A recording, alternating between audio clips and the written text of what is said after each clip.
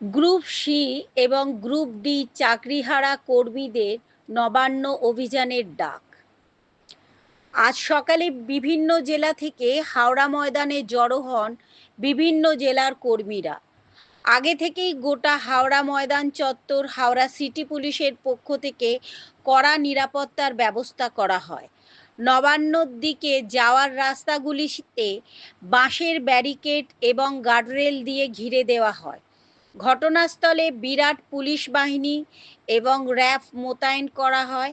শুধুমাত্র হাওড়া ময়দানের মেট্রো স্টেশনের বাইরেই নয়, নবান্নর চারিপাশে নিরাপত্তার চাদরে মুড়ে ফেলা হয়।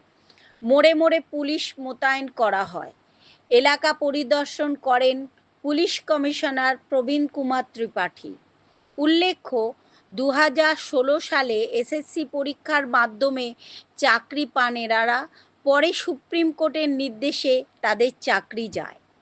রিনা হালদারের রিপোর্ট, জিএম নিউজ, হাওড়া। তাহলে এই যে পার্সেন্টেজ যখন ঠিক করে দিচ্ছেন, তখন আপনাদের ভেবে রাখা দরকার যে পার্সেন্টেজটা আসছে কিসের ভিত্তিতে।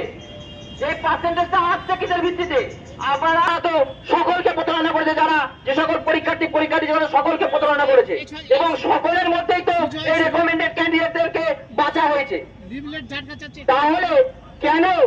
তাহলে কেন শুধু পার্সেন্টেজের হিসাবটা এই রেকমেন্ডেড ক্যান্ডিডেটদের ভিত্তিতে হবে? কেন একবারও বলা হবে না যে এই যে যোগ্য গ্রুপ সি আছে তারা 7,91,706 জনের মধ্যে কম্পিটিশন করে আজকে 2139 জন এত দুর্নীতির পরেও যোগ্যতা ও মেধার ভিত্তিতে চাকরি অর্জন করেছিল, তাদেরকে চাকরিতে রাখা হোক। তাহলে সেই কথাগুলো দ্বারা আপনাদের মনে পড়ে না যে কত বড় শাস্তি দেওয়া হচ্ছে?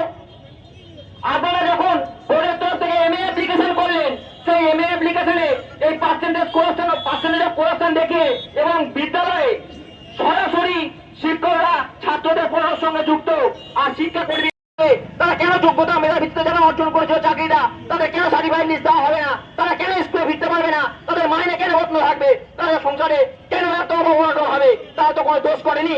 আজকে তো দোষ তো আপনাদের। প্রাতিষ্ঠানিক দুর্নীতি তো আপনারা করেছিলেন, চুরি তো আপনারা করেছিলেন, টাকা তো আপনারা নিয়েছিলেন, আর চাকরি তো আপনারা দিয়েছিলেন, ফেক রেকমেন্ডেশন তো আপনারা ইস্যু করেছিলেন, অ্যাপয়েন্টমেন্ট তো আপনারা ইস্যু করেছিলেন।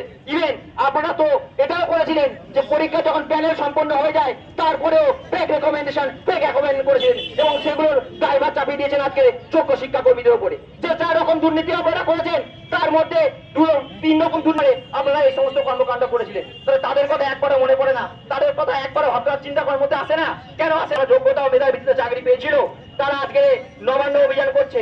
বারবার তারা স্বশাসিত সংস্থার কাছে গেছে, বারবার তারা আবেদন করেছে যে যোগ্যদের সার্টিফাইড লিস্ট দিন, 22 লক্ষ ওএমআর দিন, তাদের বাঁচার রাস্তা দিন, আইনি প্রক্রিয়ায় ফিরে আসার রাস্তা দিন, তাদের স্কুলে ফেরার রাস্তা দিন, তাদের যাদের সম্মান হানি না হয়, সমাজের সম্মান হানির জায়গাটাকে তাদের বাঁচান, তাদেরকে রক্ষা করুন। কিন্তু ওনারা কিন্তু সেই কাজে ব্যর্থ হয়েছে। তাই আমরা আজকে যোগ্য শিক্ষাকর্মীরা শান্তিপূর্ণভাবে নবান্ন অভিযানের উদ্দেশ্যে রওনা হব আর কিছুক্ষণের মধ্যে। এবং আমরা দাবি রাখবো মাননীয় মুখ্যমন্ত্রীকে নবান্নের সভা গিয়ে রেখে এসেছিলাম, সেগুলো উনি পূরণের মধ্যে দিয়ে যোগ্যতা ও মেধার ভিত্তিতে যারা চাকরি অর্জন করেছিল তাদেরকে স্কুলে ফেরানোর পূর্ণ প্রয়াস করবেন এবং তাদের রাস্তা প্রশস্ত করবেন। কারণ আমরা দেখছি যতবারই সরকার সেখানে ব্যর্থতা পাচ্ছে, ব্যর্থতার হাতে লেগছে। আমি বারবার অনুরোধ করবো যে সরকার যেন আর যেন অযোগ্যদের হাত না পাকড়াও করে। আমাদের সঙ্গে চলুন, দেখবেন সাফল্য আসবেন, যোগ্যরা স্কুলে ফিরতে পারবে। তাই আপনার কাছে একান্ত অনুরোধ, আপনি আজকে আমাদের সঙ্গে দেখা করবেন এবং সেই সঙ্গে আমাদেরকে ফেরার আইনি পথে ফেরার রাস্তা দেখাবেন।